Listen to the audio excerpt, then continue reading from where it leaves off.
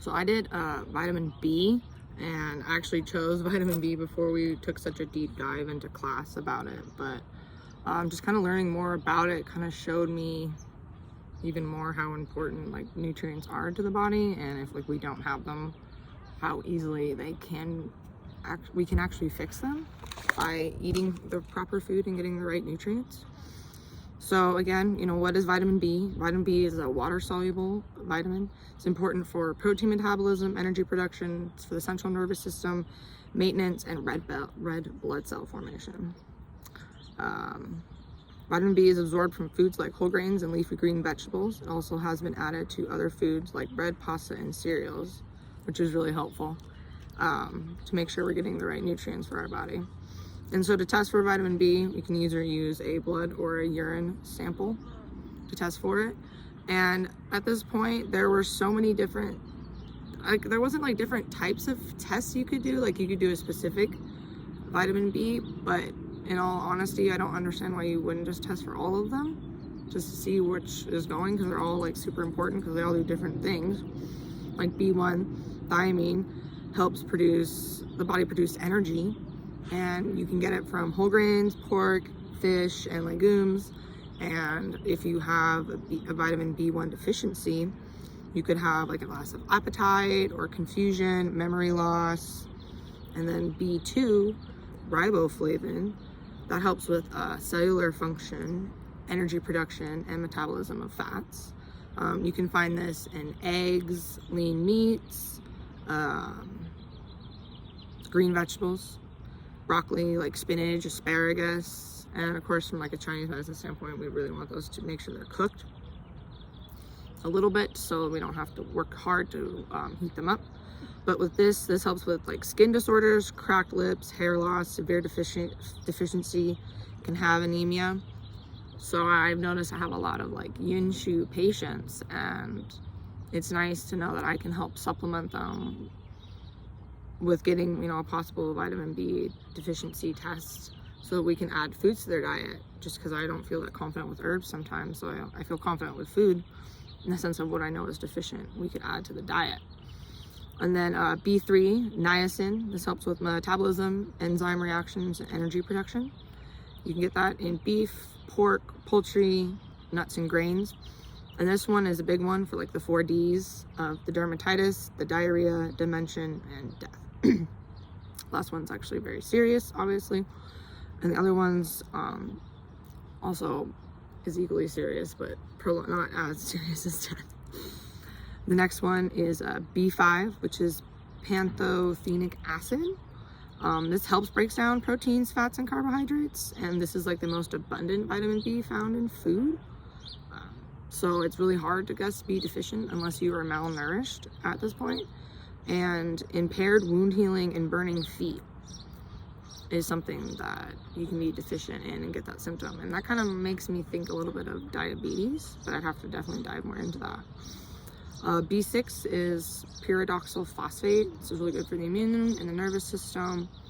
Yeah, it has from potatoes, fish, organ meats, and poultry. This is rare as well, but you can get anemia from it, itchy, scaly skin, and a weak immune system. B7, biotin, is hormone production, protein, carbohydrate, and fat metabolism. And you can find this in meat, eggs, fish, sweet potatoes, broccoli, and spinach. Again, this one is rare as well, but if not, you could have a lot of skin problems and hair loss. B9 and B12 are the 2 vitamins that seem to be the most deficient in people with my limited research. B9 is folate, so this is cell division, support of the fetus. Citrus leafy green vegetables are really abundant in B9, or you can eat a liver if you're feeling up to it. Folate does occur naturally, so I thought this was fascinating actually. So folate occurs naturally, but then when we take folic acid, it is a supplement that's like added to food and drink. And now that I'm saying this out loud, I'm trying to remember why I was speaking about this in particular.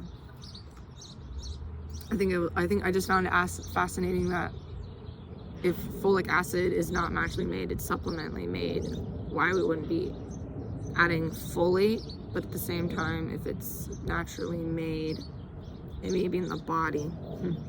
We'll have to go off on that one later. And the last one is B12, cobalamin.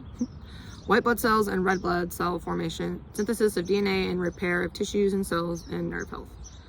This cannot be made by the body at all and must be supplemented by the diet, which is why it is definitely the most efficient in people's diets. You can get it from red meat, poultry, milk, eggs, and fish.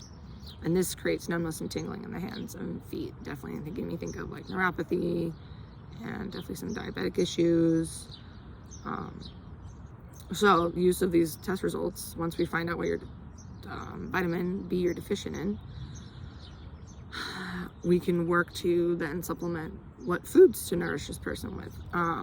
B12 and B9 can be combined to test for anemia, which is a common form of a blood deficiency. If vitamin B is deficient, the body could also have malabsorption syndrome, which is why the body, you could be eating a regular diet, but your body can't absorb the nutrients anymore from the food. So this is when the small intestine isn't able to soak up the nutrients from the food. Example is Crohn's disease and celiac. The gut can't soak up everything, so it just gets inflamed and angry and then goes through, and then that person probably doesn't feel well because they're not nourished from eating any food, and then they're not nourished in general because their gut's inflamed.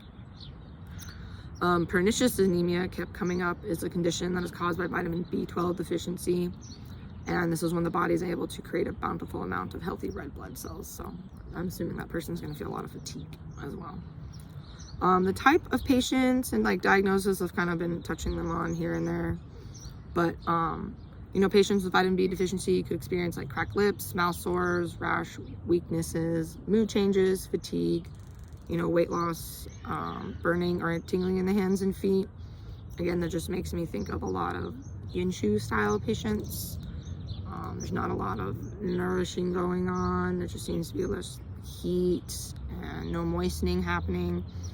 Vitamin B6, B9, and B12 are really important for healthy pregnancy because the folic acid helps the spine and the brain of the fetus develop. And then also recent studies have shown that fibromyalgia and chronic fatigue syndrome can be linked to a vitamin B12 deficiency.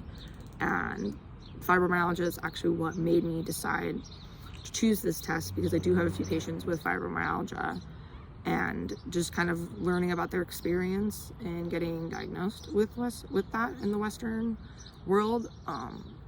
They seem very looked down upon because no one understands the disease.